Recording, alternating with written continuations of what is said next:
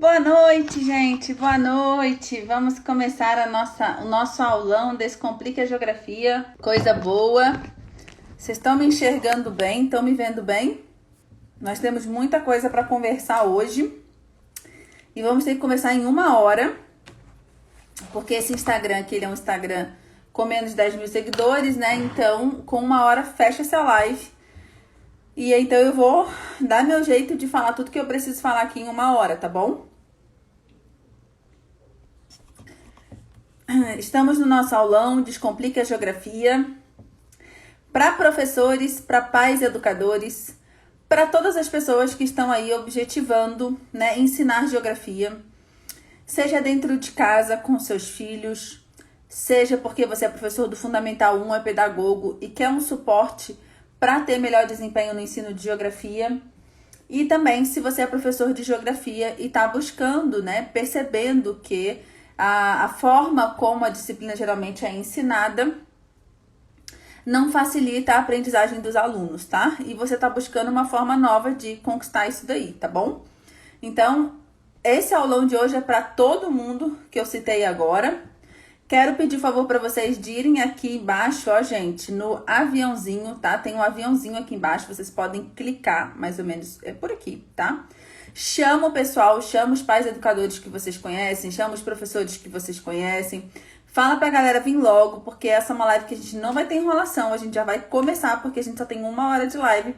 Porque aqui nesse perfil, o Instagram, quando dá 1 hora de live, ele me manda embora, tá? Então, a gente precisa começar logo, viu, gente? Vai aqui no aviãozinho, chama o pessoal e vamos começar. Bom, por que eu chamei essa live, né? Por que eu chamei essa aula? Vamos chamar isso aqui de aula, que fica bem melhor. Por que eu chamei essa aula de Descomplique a Geografia? O meu objetivo é mostrar para vocês como é que a gente pode fazer para que essa ciência ela seja menos complicada para as crianças e os jovens, ok? E quando eu falo crianças, eu estou me referindo a crianças mesmo, no ensino infantil e tudo mais, e também ali no ensino fundamental 1. Só um minutinho que eu estou abrindo a janela aqui, ok? E também para os jovens. Muitas das dificuldades que as pessoas têm na geografia perduram até a fase adulta, tá? Então é muito comum diversos adultos que não compreendem bem as questões mais básicas que a gente trabalhou lá no caderno geográfico 1, de localização espacial pessoal, as questões um pouquinho mais complexas que a gente trabalhou no caderno 2, do Sistema de Referência Espacial Universal, que são os pontos cardeais e os princípios de cartografia, as coisas que nós vamos explicar aqui nesse momento, nessa aula de hoje, que está ligado à dinâmica terrestre, tá? Então, não só crianças e não só jovens, tá, gente? E não apenas jovens, mas também adultos têm dificuldade de compreender como assim a Terra ela é inclinada e ela roda, né? Ela gira ao redor do Sol com esse plano inclinado. O que é isso de um eixo imaginário que tem na Terra, né? E também algumas dificuldades de compreender porque em determinadas áreas as estações elas são facilmente identificáveis, em outras elas não são identificáveis. Porque a variação, né, vamos dizer assim, né, quando é verão no Polo Norte, tem momentos do dia no Polo Norte em que chega a ficar 24 horas com sol direto, e mesmo assim continua havendo geleiras. Como é que isso é possível, né? Então, isso tudo, né, essa carência de entender coisas como essas, advém de uma carência de compreender o princípio do funcionamento da dinâmica terrestre, que é precisamente o que a gente trabalha no caderno 3 e que são os exemplos que eu vou trazer aqui hoje para vocês, tá? E ao longo desse tempo, gente, quem não me conhece, né, deixa eu me apresentar, pode ser que tenha muita gente nova aqui que não me conhece, meu nome é Janaína Mourão, tem mais alguns nomes aí, mas eu me apresento como Janaína Mourão. Eu sou geógrafa, eu fiz a licenciatura e o bacharelado em geografia, fiz o mestrado e o doutorado em geografia. Trabalho ensinando geografia há mais de 15 anos, já trabalhei com diversos projetos dentro do ensino de geografia e nesse caminho eu fui mapeando as grandes dificuldades que os alunos têm para aprender essa ciência. E hoje eu vou elencar aqui, gente, 6 delas, tá? E essas 6 delas eu busco sanar esses problemas, essas dificuldades, tanto no caderno 1 e 2, quanto agora no caderno 3 também, tá? E isso que eu vou mostrar aqui, para você que com os seus filhos também está ensinando matemática, também está ensinando história, também está ensinando ciências, para você pedagogo que ensina diversas outras áreas do conhecimento, se você que está aqui não é nem pedagogo, nem professor de geografia, nem pai educador, você é de uma outra área, isso aqui vai servir para você também. Você vai ser capaz de abstrair isso que eu estou falando aqui e entender os problemas que você encontra para lecionar na sua área do conhecimento também, beleza? Então vamos lá. Primeira coisa, gente, eu vou desativar os comentários aqui só um pouquinho, tá? Pra gente conseguir concentrar no que eu quero mostrar pra vocês aqui hoje, tá? O primeiro problema que a gente identifica na hora do ensino da geografia é um despejo de fatos. Tem um livro que se chama Arte de Ensinar, que eu gosto muito de uma associação que ele faz, que é o seguinte... que ele fala que muitas vezes o ensino é como a gente injetar 500 gramas de soro numa pessoa, né? A gente vai lá e quer injetar tudo, quer passar tudo, né? Tudo de uma vez e achando que a pessoa é como se a gente pudesse abrir a cabeça dessa pessoa e colocar tudo ali dentro, né? Só que o ensino não funciona dessa forma. Você não pode simplesmente despejar um monte de fatos, um monte de conceitos prontos e dizer que aquela pessoa aprendeu efetivamente alguma coisa. E, na verdade, eu nem precisaria dizer isso para você aqui, porque você frequentou 13 anos de escola. Eu frequentei 13 anos de escola. E o que efetivamente a gente trouxe, a gente carrega ainda nos dias de hoje, de todos esses anos de escolarização, né? Quantas coisas ficaram para trás na biologia, nas ciências, na física, na matemática, não é? Que a gente não conseguiu absorver. E a gente não conseguiu absorver justamente porque nos foi despejado. E aí eu gosto de trazer uma imagem muito interessante, que é de uma pirâmide. Essa pirâmide, ela foi desenvolvida por um cara chamado de Bloom, Benjamin Bloom. Na década de 60, mais ou menos, foi pedido a ele é um americano, que ele desenhasse essa taxonomia dos objetivos educacionais, que ele conseguisse estabelecer algum tipo de hierarquia entre determinados objetivos. O que eu busco fazer? Quem me acompanha sabe que eu tenho muitas referências clássicas, que eu busco resgatar dentro das possibilidades um ensino clássico, tá, gente? Ainda que eu ainda seja uma estudiosa dentro dessa área, já há alguns anos eu ensino geografia a partir de mitos, a partir de histórias, né? Eu busco fazer isso. Mas eu também, como uma estudiosa da educação, como uma licenciada, mestre, doutora e tudo mais, eu tenho acesso a muitas teorias da modernidade e eu consigo extrair delas aquilo que elas têm de bom. E eu acredito que a taxonomia de Bloom revela coisas muito valiosas, revela uma coisa muito valiosa pra gente, que é o que eu quero explicar pra vocês nesse momento. Veja lá. Quando a gente estrutura um ensino em que a gente despeja um monte de fato, olha, isso é isso, isso é isso, isso é isso, osmose é isso, metáfase é isso, catáfase é isso, criptógamas são essas, fanerógamas são essas, blá, blá, blá, blá. E a gente para aí e a gente não avança. O que acontece? Esses fatos, eles se esvaem facilmente. Eles são acumulados ali na memória recente e logo depois são perdidos, tá? Alguns ficam, mas grande parte deles são perdidos. E por que isso acontece? Ainda que você conhecer esses fatos seja importante, porque é preciso relembrar, é preciso que você memorize, que você interiorize algum fato para que você possa compreendê-lo, né? Você precisa subir um nível a mais. Então você precisa sair do relembrar, olha aí a base da pirâmide, você precisa sair do relembrar, ou seja, de você lembrar o nome de um conceito e o que ele significa para o verdadeiro entendimento dele, tá? Então, por que isso é assim? Como isso funciona? De que forma isso aparece? Entende? São perguntas além que a gente precisa fazer. Eu não sei se alguém aqui já leu aquele livro, né? Deixa eu só parar de compartilhar aqui e botar um pouco os comentários. 10 formas, como é que é? De destruir a imaginação do seu filho. Esse livro eu gosto muito, tá? E aí tem um momento dele que ele resgata um livro que eu adoro, do Charles Dickens, que é o Tempos Difíceis. E aí ele menciona justamente um trecho em que o professor Greg Greene está lá, junto com a turma dele, né? E ele pergunta para uma aluna, a Cici, que é uma pessoa que vivia no ambiente agrário, ela vivia com cavalos, pede para que ela conceitue para ele um cavalo, né? E ela fica meio, como assim conceitue um cavalo? Ela não consegue responder. E daí ele chama um outro aluno lá, o Bitzer, e diz: Bitzer, diga aí o que é um cavalo. Aí ele fala lá, né? É um herbívoro com não sei quatro patas, com dentes não sei quantos molares e não sei quantos não sei o que lá, que troca pelos no inverno, né? Aí fala tudo bonitinho, e daí o professor Bradbury, muito bem, Bitzer, é isso aí e tal. Quer dizer, muito bem não, que ele nem reforço positivo ele fazia, né? E aí, o que esse autor do 10 Formas de Destruir a Imaginação do Seu Filho analisa? Olha só, esse aluno Bitzer, ele falou tudo sobre o que é efetivamente um cavalo, né? Ou que compõe um cavalo. Mas ele não explicou o que é ser um herbívoro. Será que ele sabe efetivamente o que é ser um herbívoro e por que o cavalo é um herbívoro?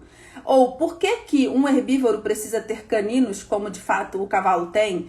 Ou como é que ele troca os pelos no inverno? Como é que isso acontece? Ele arranca os próprios pelos, ele sai andando e os pelos caem, um dia ele acorda sem pelos, né? Como é que isso acontece? Do Anthony Esolen, isso mesmo. Como é que isso acontece, né? Será que o aluno, o Bitzer, ele sabe disso, né? Então veja, e isso é um diferencial. Você saber todas essas coisas que compõem a conceituação de um cavalo não significa que você realmente as entende, tá? Então, quando a gente fala desse primeiro problema, que é o problema do despejo de fatos, a gente está justamente dizendo que ele fica num nível que é um nível restrito, é um nível superficial, que não leva a um entendimento que realmente se consolida dentro da pessoa, tá? E a gente sabe disso pela nossa própria experiência escolar. Então, o que a gente precisa fazer, gente, é caminhar, tá? É sair dessa base que é o relembrar e chegar no nível seguinte, que é o nível do entender. É assim que a gente precisa conduzir os nossos alunos. Algumas áreas específicas ficaram, assim, congeladas nessa forma de ensino, do relembrar, veja, olha só, eu gosto muito de trazer essa correlação, né? Porque o que eu estou dizendo aqui não é que o relembrar não seja importante, né? Eu gosto muito de fazer essa correlação para vocês entenderem. Imagina que eu estou falando com uma pessoa que fala outro idioma, tá? Por exemplo, estou falando com um alemão, tá? E aí, no meio da conversa, ele chega e fala uma palavra que eu não sei o significado. Por exemplo, ele fala a palavra Stein. Daí, naquele momento, eu não consigo entender o que ele está falando, porque eu não conheço o significado daquela palavra. Ou seja, eu não me lembro do significado daquela palavra. Eu não consigo lembrar o significado dessa palavra. Então, por conseguinte, eu não consigo compreender o que essa pessoa está me falando. Então, o relembrar, ele é um passo, sim, para o entender. Ele é fundamental. No momento em que eu sei, puxa, Stein é pedra, rocha, enfim. Então ele falou isso, Stein, então agora eu entendi o que ele falou. Então, eu posso efetivamente entender. O relembrar, ele é importante. Quando você despeja fato atrás de fato e dá um check, né? Pronto, já resolvi, já ensinei tudo que eu precisava ensinar. E você não vai além, então esse é um grande problema no ensino, tá, gente? E isso na geografia é extremamente sedimentado, tá? É assim que se ensina a geografia até os dias de hoje. A gente faz um experimento aqui, um experimento ali, mas a gente só vai jogando um monte de coisa. E isso fica muito evidente nos livros didáticos, na forma como os livros didáticos são organizados. A gente vai ver isso aqui um pouquinho hoje, tá? Até aqui, gente, tá fazendo sentido pra vocês? Vão comentando aqui pra mim, por favor, pra eu saber se vocês estão acompanhando, tá? Tô um pouco preocupada com o tempo pra gente conseguir fazer essa live em 1 hora, também pra não ficar cansativo pra vocês, mas é muito importante pra mim que vocês entendam, que vocês estejam acompanhando tudo que eu tô falando aqui, tá? Enquanto vocês vão comentando, um segundo problema. Daqui a pouco eu tiro os comentários para vocês enxergarem melhor, tá? Um segundo problema é a forma de apresentar os dados. E eu vou explicar isso melhor para vocês, tá? Como essa forma de apresentar os dados acaba impactando, tá? Na aprendizagem. Sim, muito sentido. Tá ótimo. Total sentido. Que bom, gente, ótimo. Então, beleza. Então, vamos em frente. Vamos tentar entender um pouquinho como é que a forma de apresentação dos dados também pode ser considerada um problema, tá? No ensino da geografia e no ensino de diversas áreas do conhecimento. Como eu só te conheci hoje, muito prazer. Que bom ter você aqui. Seja bem-vindo, bem-vindos, bem-vinda. Quem tá aí, que eu não sei exatamente quem. Mas é um trio, né? Legal. Homeschooling trio. Bom demais.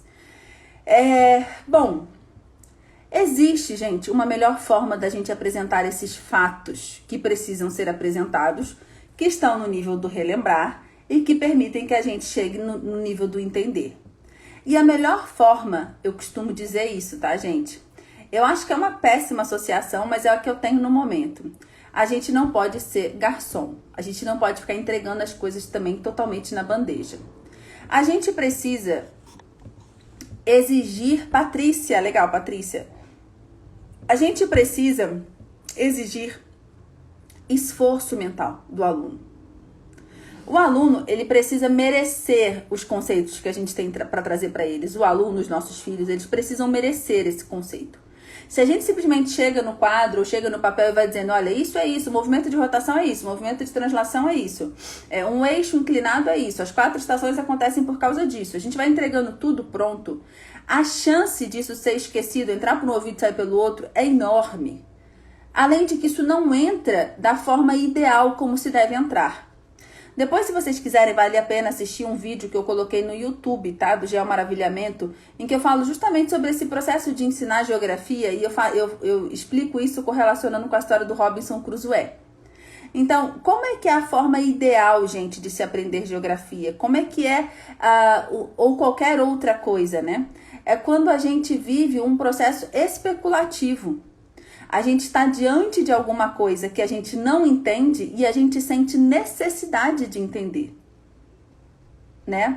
É isso que aconteceu com os primeiros homens quando eles se depararam com um mundo dado para eles, um planeta, um lugar que eles deveriam chamar de lar, mas que era para eles totalmente estranho.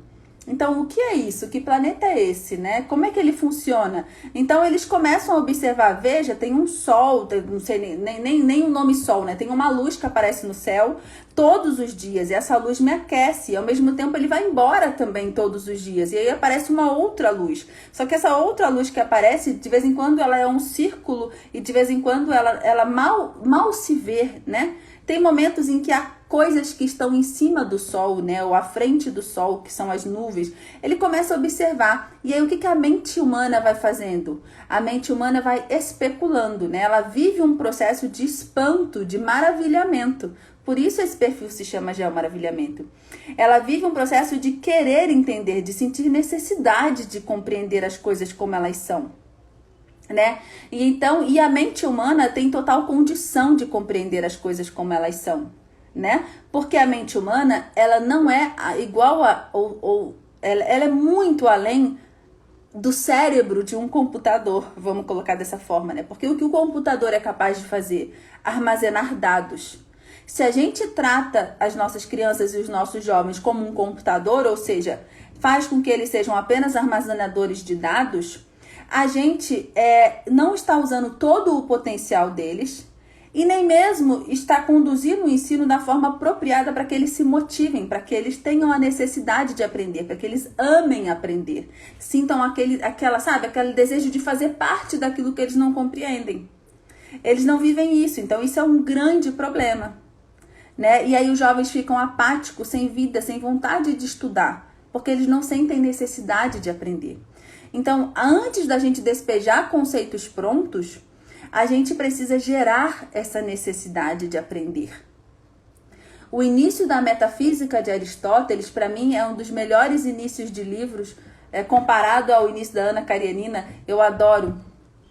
Ele diz, todos os seres humanos desejam por natureza saber. Se um ser humano vive a sua vida sem desejo de saber, sem desejo de conhecer, sem desejo de aprender, esse ser humano está vivendo contra a sua natureza. Então a chance de ser um ser humano infeliz, um ser humano insatisfeito, um ser humano deprimido é muito grande, né? Então parece que as coisas não estão ligadas, mas as coisas estão totalmente interligadas. Então quando eu falo de a forma de apresentar, vamos voltar aqui, ó. Quando eu falo da forma de apresentar os dados, o que eu estou querendo dizer, né? que a gente precisa antes despertar uma necessidade, antes de que esse aluno efetivamente receba esse conceito, né, vamos dizer assim, a gente precisa despertar nele uma necessidade de querer compreender as coisas e a gente vai conduzindo ele, a gente vai levando ele a encontrar as respostas, ensinando ele a especular, a perguntar. A gente precisa exigir esforço mental das crianças e dos jovens. E isso é tão importante, gente, porque o ensino é uma caminhada individual. Isso talvez seja uma das coisas mais importantes. O ensino, ele é sempre individual. Eu não posso colocar nada, despejar nada dentro da cabeça de alguém e fazer com que aquela pessoa, de repente, saiba de tudo, seja prudente, seja corajoso, seja... Enfim, tudo de bom que um pai, por exemplo, colocaria na cabeça de um filho se ele pudesse. Não pode, a gente tem que ensinar, a gente tem que falar, a gente tem que orientar, a gente tem que dar exemplo. E assim essa pessoa vai fazendo as escolhas dela. E o mesmo acontece no âmbito moral, da formação realmente dos valores, das virtudes daquela pessoa, mas também no âmbito cognitivo. Se a pessoa não tiver um compromisso, sabe, com a intelectualidade, com a compreensão das coisas, vai ser muito difícil que ela efetivamente compreenda, né? Então, por exemplo, eu vou mostrar aqui, gente, um trecho do caderno 3, tá? Para vocês entenderem mais ou menos a lógica de como isso pode acontecer. Fica pequeno, né? Mas eu vou tentar... Deixa eu tirar aqui para vocês enxergarem melhor, né? Então, olha só, gente. Todo mundo sabe, você sabe, eu sei, as crianças e os jovens sabem que a Terra demora 24 horas para girar em torno de si mesma. Ou seja, ou melhor, eles sabem que um dia dura 24 horas. Olha lá, a gente está preparando, tá, os alunos para um movimento de rotação aqui. E aí eu pergunto, quanto tempo a Terra demora para girar em torno de si mesma? Um dia. Então, um dia. Isso mesmo, o movimento de rotação da Terra dura um dia. Mas quanto é um dia? Pode ser que facilmente a criança ou o jovem vai dizer 24 horas. Beleza, ele sabe disso, mas será que ele compreende isso verdadeiramente? Por que que é isso? Como é que isso acontece? E daí eu provoco ele, né? Observe o globo terrestre abaixo. Eu tô colocando a mente dele para pensar. Eu tô criando nele uma necessidade de entender. Então, olha lá, eu começo. Qual das linhas é maior? Ele vai ter que olhar para a linha 1 e a linha 2. Qual das linhas é maior? Imagine que você esteja caminhando em cima dessas linhas. Qual das duas distâncias será mais longa? Né? Então, imagine que ele esteja caminhando nessa e nessa linha aqui. Qual será mais longa, né? Claramente, né? Provavelmente o que ele vai responder, né? Se observou bem, é que essa distância aqui é maior. Então, qual das linhas você percorreria mais rápido? Provavelmente ele vai dizer que será a 1, né? Porque a distância é menor, beleza. Mas aí eu sigo provocando. Talvez você tenha respondido que percorreria a linha mais rapidamente, já que ela é menor. E isso é verdade, se você percorrer os dois pontos com a mesma velocidade. Mas com a Terra não é assim. Ela demora o mesmo tempo para girar nos pontos 1 e 2, mesmo que a distância próxima aos polos seja menor que a distância na linha do Equador. Eles já sabem, né? O nome das linhas, eles já aprenderam isso no caderno 2, tá bom? E esse tempo é de 24 horas, tá? Como ela pode... Aí eu falei, ela demora o mesmo tempo, beleza. Mas como ela pode demorar o mesmo tempo para girar distâncias distintas? Então, aqui, eu quero que ele reflita e escreva abaixo o que ele acha que pode explicar isso, tá?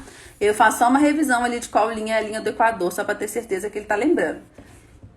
E aí eu vou, olha.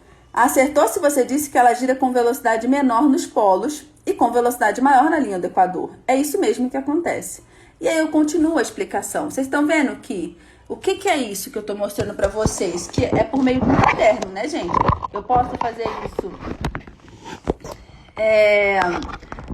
por meio de um caderno, ou eu faço isso dando aula enquanto professora dos meus alunos ou dos meus filhos, tá bom? Mas a ideia é você gerar esse movimento especulativo. É você gerar perguntas que dá aquela bagunçada e ele começa a sentir necessidade de... Poxa, agora eu quero tentar entender isso, agora eu quero responder isso. Vocês percebem? Então, esse problema, gente, que a gente precisa vencer da forma de apresentar os dados é menos entregar tudo pronto e mais conduzir para que eles, a partir da especulação, cheguem nas respostas que eles precisam chegar. Eles precisam sair dali também com um conceito bem formatado, bem estruturado, para eles relembrarem e irem se aprofundando e entenderem com cada vez mais profundidade. Sim, desculpa, gente, eu coloquei o telefone aqui de um jeito diferente, o som baixou. Sobre esse segundo ponto, tá fazendo sentido para vocês? Me conta aqui se está fazendo sentido. Enquanto vocês vão dizendo aí, eu vou pro ponto 3 e 4, que eu vou mostrar junto, tá? O que é o ponto 3 e 4? Esse é um outro grande problema no ensino de geografia, mas não somente no ensino de geografia. O ensino muito acelerado e o ensino fora de ordem. Vou falar sobre isso, olha. Incríveis as perguntas, muito. Sim, todo sentido. Sim. Sim, que bom. Legal, gente. Ótimo. Vamos caminhar então. Então, o que eu tô chamando de ensino muito acelerado e o ensino fora de ordem? Para isso ficar mais claro para vocês, eu vou mostrar um print de um livro didático. Não vou ficar citando qual é o livro didático, tá? Vou ter que desativar os comentários aqui para vocês lerem melhor. Olha lá, esse é um trecho no livro didático. Olha, vamos ler. A Terra gira em torno de si mesma, isto é, ao redor de seu eixo de rotação imaginário, tal como fazem os demais planetas e satélites naturais do Sistema Solar.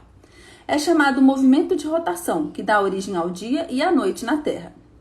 Aí tem um desenho do lado que eu não trouxe aqui porque não ia caber. Aí ele fala algumas coisas para fazer dentro do desenho de pintar, tá? Aí olha a letra C. Se anoitecer, ocorre primeiro na África e depois no Brasil. Se o anoitecer, ocorre primeiro na África e depois no Brasil, pode-se afirmar que a Terra gira de leste para oeste, de oeste para leste, tá? Aí olha o D. Caio mora no Brasil, Joana nos Estados Unidos e Cristina na Europa. Os três combinaram de se encontrar na internet logo que anoitecer para um bate-papo. Se eles não determinarem um horário, quem entrará primeiro na rede? Por quê? Aí tem mais uma questão 2 lá. O movimento de rotação da Terra é causa do movimento aparente do Sol. Explique esta afirmação. Isso aqui é seguido, tá, gente? A única diferença é que eu cortei umas linhas para poder não ficar tão pequeno aqui. Isso aqui foi seguido numa mesma lição. Gente, só para vocês terem uma ideia. Nessa mesma lição, ele está falando da Terra girar em torno de si mesma, que é o movimento de rotação, né? Já está falando do eixo de rotação, que na minha experiência, uma das coisas que as crianças e os jovens têm muita dificuldade de entender é como assim existe um eixo. Ou seja, falou aí basicamente que a Terra é inclinada sem falar, né? Porque é isso que o eixo determina. Tal como fazem os demais planetas, já falou que existem outros planetas naturais do sistema solar, já falou que existe um sistema solar e pode ser... Isso aqui, tudo que ele está falando aí, pode ser que o jovem, algumas dessas coisas eles não saibam ou até tudo. E tem um monte de coisa junto, tá? E já falou também que esse sistema dá origem ao dia e à noite. Abaixo, já falou do movimento de leste para oeste, de oeste para leste, que é o movimento real e o movimento aparente. E lá embaixo, a gente já falou de horário. Qual o horário que eles teriam, né? Se eles não determinarem um horário, quem entrará primeiro na rede? Ou seja, ele já tem que saber quem vai entrar primeiro do que quem. Já está falando de horário. Ou seja, qual é a chance dessa criança, no momento em que está apresentando sobre rotação, ou seja, está falando que a Terra gira em torno de si mesma, ela já saber que os meridianos, eles dividem a Terra em horários, em fusos horários. Olha a velocidade com que tudo está sendo apresentado, gente. Isso atrapalha demais. Assim, numa página tem que estar tudo. Num exercício, numa lição, tem que conter tudo de uma vez. Não é assim que as coisas funcionam. Não é assim que o ensino deve acontecer. Tá fazendo sentido para vocês? Se eu for mostrar para vocês, gente, o tempo que eu gasto para explicar cada um desses conceitos no caderno, assim, são páginas e páginas. Gente, eu não vou ficar citando aqui o nome dos livros didáticos, Cris, desculpa, tá? E meu objetivo não é esse. Mas por isso que eu nem botei fonte, tá? São livros desse ano, do ano passado. Por exemplo, olha aqui. Essa página aqui eu tô começando a mostrar que o eixo é inclinado, tá? Eu peço para eles observarem as duas imagens e perceberem a diferença entre elas. Depois eles vão lá no globo e vão efetivamente entender que o eixo é inclinado. Eu trago outras imagens para mostrar essa inclinação, tá? Aí depois disso eu marquei aqui algumas páginas na versão impressa, tá? Por exemplo, eu vou aqui, para falar sobre o fato, né, de que dos outros planetas, a existência dos outros planetas, tá? A gente tem aqui, olha, eu começo falando do Almageste de Ptolomeu, mostrando o modelo dele. Depois eu falo do modelo de Copérnico, mostro o modelo de Copérnico. Depois eu peço para eles verem as diferenças, observarem essa diferença. Aí eu começo a apresentar o modelo de Kepler. Olha o caminho que a gente vai seguindo para poder dizer, né, e fundamentar a existência dos outros planetas e de um sistema solar, que foi outra coisa que mencionaram ali, tá? O sistema solar. Então é uma coisa que leva tempo. Deixa eu ver o que mais eu marquei aqui também para mostrar para vocês outras páginas. Calma aí que eu tô mexendo aqui na versão impressa, gente. Eu até queria mostrar na versão impressa, mas a minha impressora parou de imprimir direito no final. Quer ver? Olha aqui, eu separei outra página aqui, tô achando para mostrar. As coisas, elas precisam ser preparadas, né? Aqui eu tô falando do movimento de rotação, né? Sim, olha como é que eu começo. Eu trago lá no início, gente, para falar do movimento de rotação, eu trago aqui nesse momento, deixa eu ver se é esse aqui. Essa é uma fábula. Eu trago uma história, um poema, né, sobre o girassol. Aqui, olha, do Vinícius de Moraes. E aí a gente vai refletindo tudo até chegar nesse entendimento de que existe um movimento de rotação. Então, assim, as coisas elas vão sendo construídas, sabe? Essa palavra tá um pouco... Infelizmente tá com uma... assim, tá meio carregada de um outro sentido, né? Mas as coisas elas precisam de tempo. E o outro movimento, o outro problema que eu coloquei aqui é de estar fora de ordem, né? E por que fora de ordem? Porque existe uma ordem adequada para você apresentar as coisas. Não é no momento que você está falando de rotação que você vai falar sobre horário, tá? Porque o fato de você falar do movimento de rotação não necessariamente significa que os alunos compreendem perfeitamente o que são latitudes, o que são longitudes, né? Os meridianos e os paralelos. Não significa que eles entendam verdadeiramente que cada um desses meridianos, ao caminhar para leste ou para oeste, eles fazem uma alteração de tantos graus, que gera uma alteração de hora em hora. Percebe? E será que nesse momento também, olha, vamos colocar aqui a imagem que eu botei, olha. Será que nesse momento em que você está falando da rotação, já é o momento certo para você falar, por exemplo, da existência de um sistema solar? Ou será que isso não seria melhor você falar que ele faz parte desse sistema no momento em que você ensina a translação? Que, ou seja, é o circular da Terra em volta do Sol. Aí sim você mostra, veja, outros planetas também fazem essa circulação, né? Aí você fala da rotação, você já fala dos demais planetas do sistema solar e volta e fala do dia e da noite, que é oriundo do sistema de rotação. Entendem? Então, essa pressa de se ensinar vai fazendo com que as coisas fiquem muito difíceis de serem aprendidas, tá? E ao mesmo tempo, né, que as coisas acontecem dessa forma, olha lá. Isso aqui é em outro livro, tá, gente? Não é nesse livro didático, é em outro, olha lá. Vocês querem saber se o caderno tem gabarito? Todos têm, eles vêm acompanhados de um guia de mediação, tá? Que eu passo o gabarito e explico como aplicar cada página. Olha só, vamos ler a partir da compreensão, tá? Isso aqui é num livro do professor. Eu tenho muitos livros didáticos aqui, tá, gente? Eu analiso todos. Esse é num livro do professor, olha a justificativa que o autor coloca. A compreensão do movimento de translação da Terra, incluindo a sua relação com as estações do ano, envolve conceitos bastante abstratos para esta faixa etária.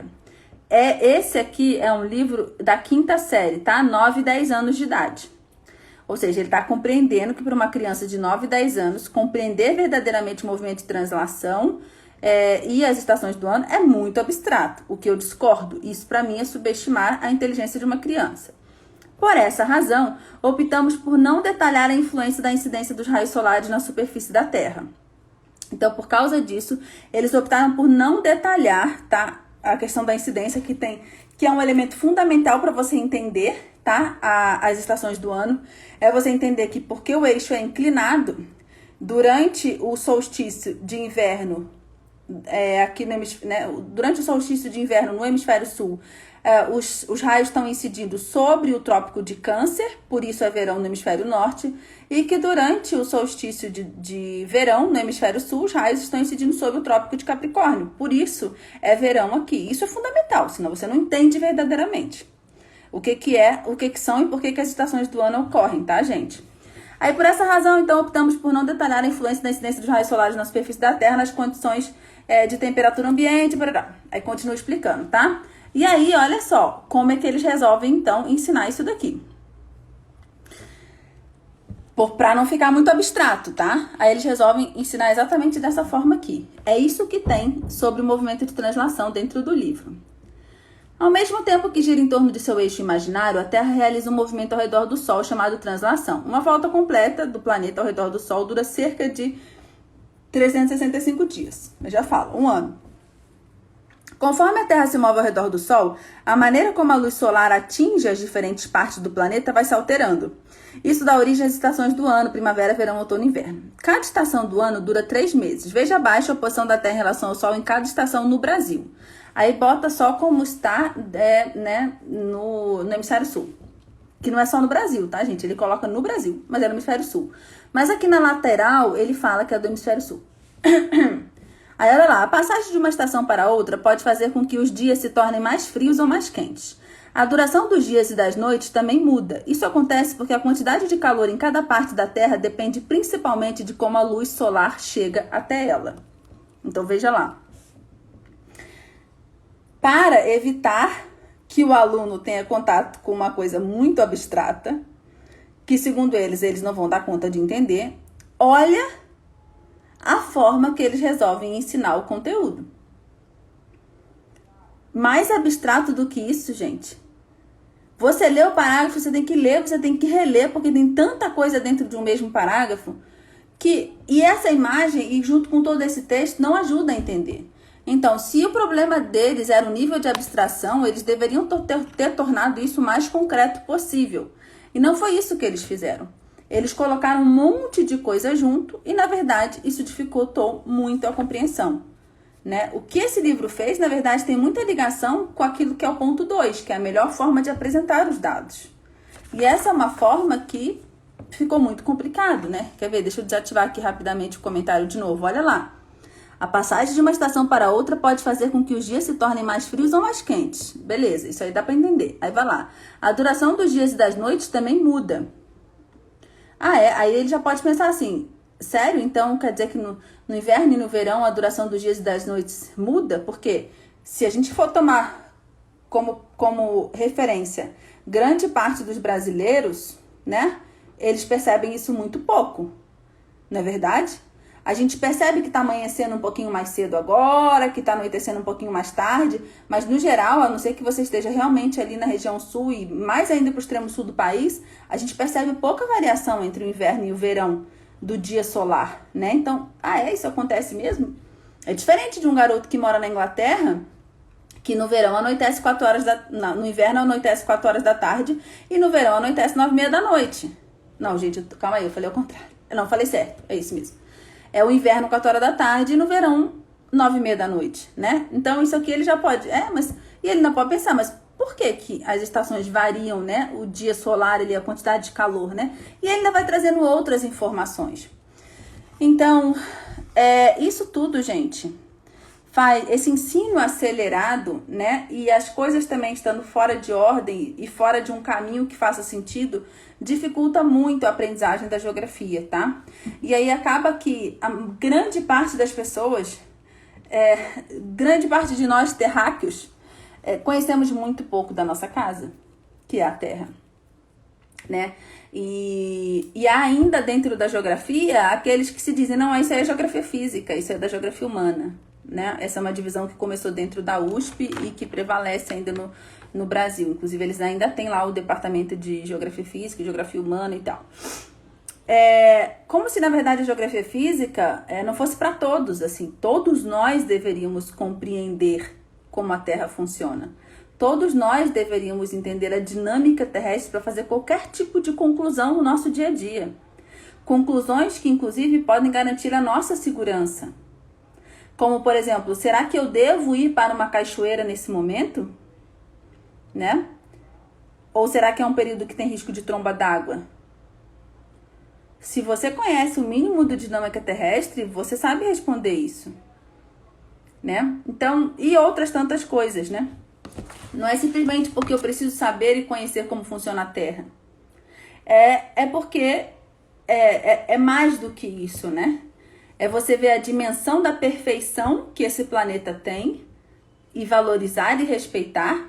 Você perceber que existe ordem nesse planeta, existe uma ordem de um funcionamento, né? E que a gente precisa se submeter a essa ordem. A gente não pode dominar isso, né? E também a gente viver de uma forma mais segura. Gente, vai comentando aí, tá fazendo sentido pra vocês? Tô achando vocês muito calados.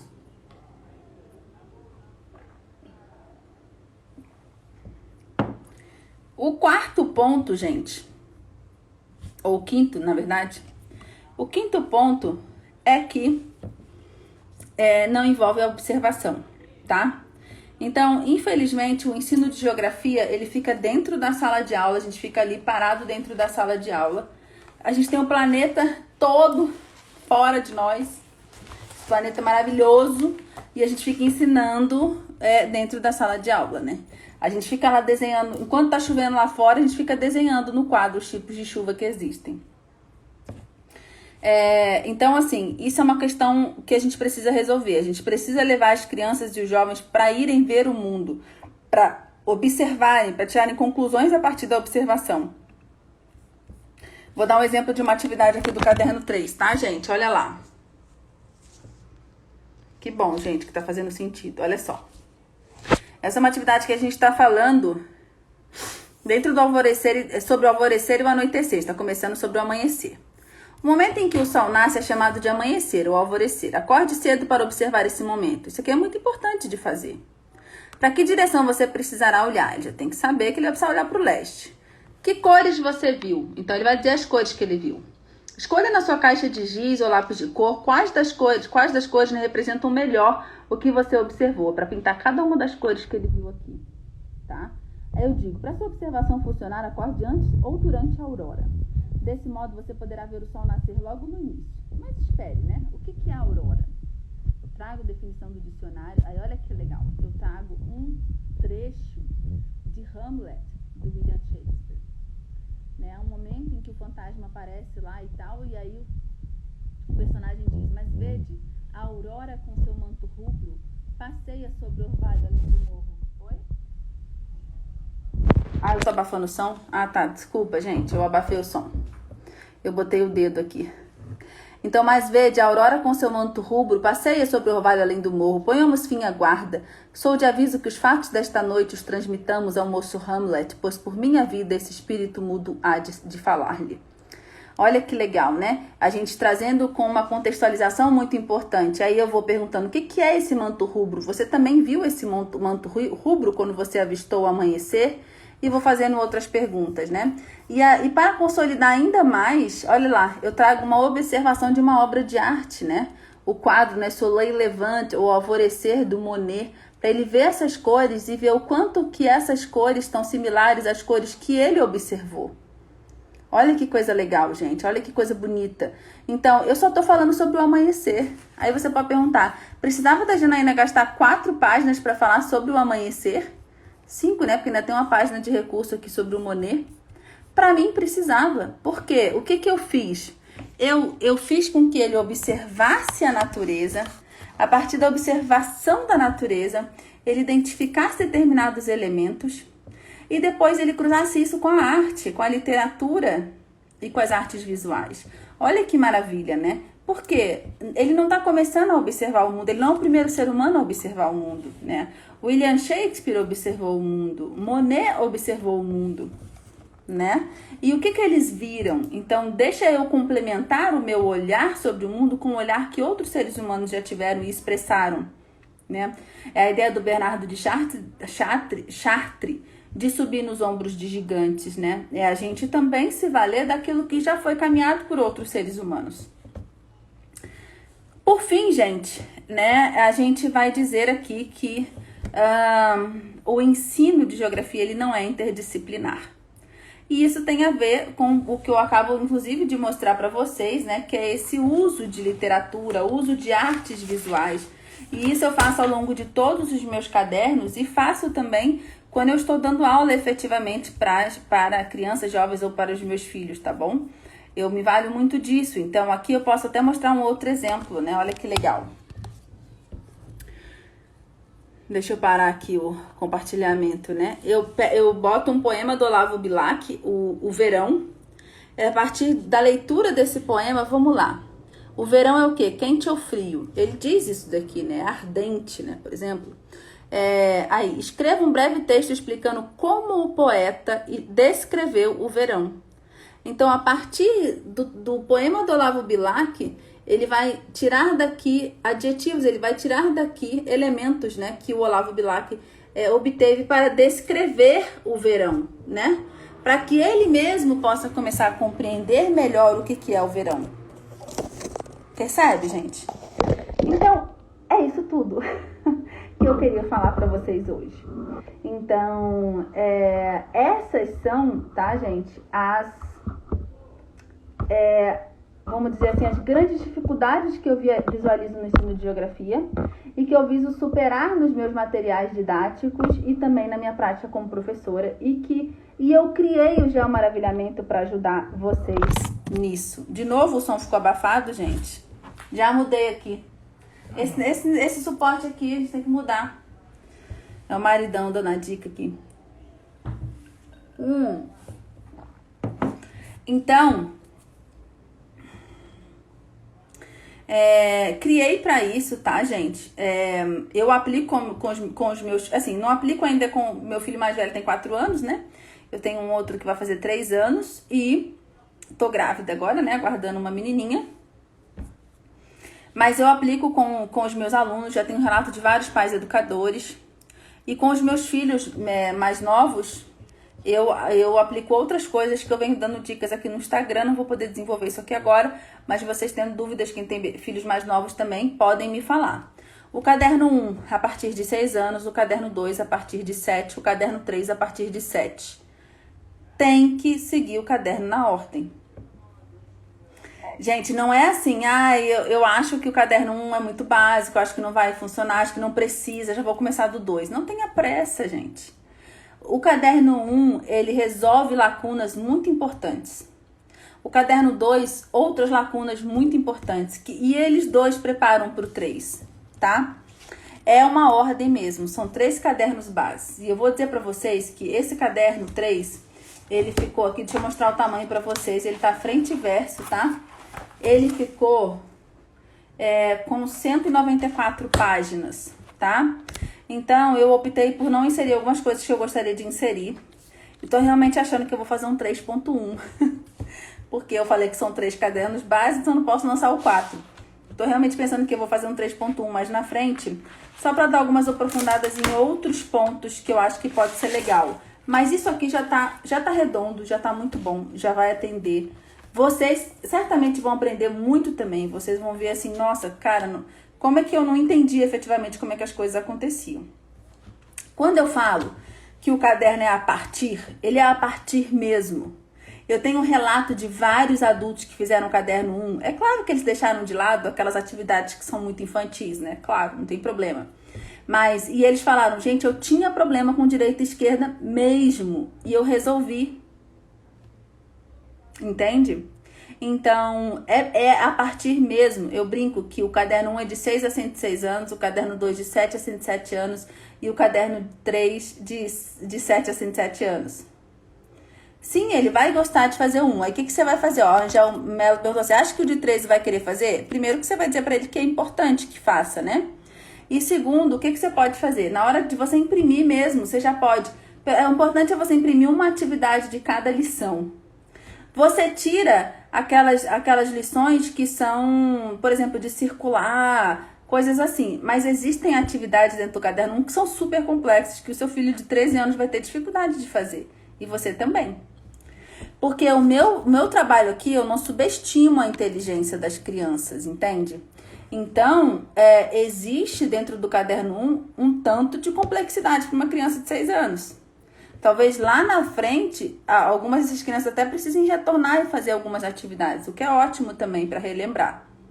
Esse caderno 3, ele é o mais difícil de todos, certamente. Porque ele já envolve umas abstrações geográficas bem mais profundas mesmo, tá? Sobre o funcionamento da dinâmica terrestre, porque a geografia, em sua essência, ela é abstrata, tá, gente? Então, ele é um pouco mais complicado mesmo, mas... pode abrir mais? Mas ele é alcançável, tá, gente? A criança é capaz, o jovem é capaz de abstrair. Se o seu filho já é adolescente, não tem problema. Ótimo, tá? Ele vai conseguir também. Acredita em mim, confia em mim. Não faz sentido que eu fizesse um material por série. Isso aqui não é matemática. A lógica da matemática, ela não pode ser transposta para ciências como, por exemplo, a geografia ou a história. A matemática faz muito sentido que você tenha isso daqui para 6 anos de idade, isso aqui para 7 anos de idade, isso aqui para 8 anos de idade. Para geografia isso não faz sentido, e muito menos que seja organizado de forma seriada. Um material para primeiro ano, para segundo ano, para terceiro ano. A custa disso é que eu sei que o meu material eu nunca vou poder mandar para o MEC para ser aprovado e ser utilizado em escolas, porque ele não está estruturado no modelo seriado. Eu não tenho cadernos para primeiro, segundo, terceiro ano. Mas, ao mesmo tempo, eu estou seguindo aquilo que eu acredito. Eu vejo que não há necessidade. O que acontece na escola, na geografia, infelizmente, é um grande embromation, tá? Gente, depois desse terceiro caderno, a gente começa a lançar os cadernos temáticos. O primeiro deles, por exemplo, a gente vai ensinar como aplicar a carta de Pervaz de Caminha dentro de casa ou na escola e tudo mais. Mas isso é para um outro momento. Vamos lá, então. Caderno 3, gente. Nós estamos lançando agora, meu marido vai colocar no link da bio aí, o link da inscrição, tá? Para vocês poderem adquirir o caderno. Então, o caderno, ele tá saindo de R$ 97,00, é o preço cheio, por R$ 37,90 hoje, tá? O caderno 1 e 2, ele se mantém a R$ 47,90, tá? Eles subiram para R$ 47,90, a gente não vai subir ainda para R$ 97 não, tá? Mas o que vocês levam? Vocês levam, gente, o caderno em PDF. Além disso, vocês levam o guia de mediação também em PDF, só que o guia de mediação, atenção, ele fica liberado em 7 dias do momento da compra, tá, gente? Isso é uma questão de segurança que, infelizmente, a gente precisou fazer por conta de algumas coisas que a gente viveu. Então, em 7 dias depois da compra vai estar lá o guia de mediação. O que é o guia de mediação? É um caderno como esse, que tem as miniaturas das páginas com o gabarito e algumas dicas de como aplicar. Você já colocou aí? E depois a gente, e junto, você vai ter uma masterclass comigo que vai acontecer em janeiro. É 1h30 de aula, a gente vai estar no Zoom, a gente vai se conhecer, vocês vão me contar da história de vocês, eu vou conhecer vocês. Para quem não puder participar ao vivo, não tem problema, porque ela vai ficar gravada. Deixa eu ativar o comentário aqui de novo. Eu só tirei para não ficar na frente do preço. Quem não tem o caderno 1 e 2, o que pode fazer? Vocês vão poder, na hora que vocês entrarem no link, adicionar também o caderno 1 e o caderno 2, tá? E comprar tudo junto na mesma compra, ok?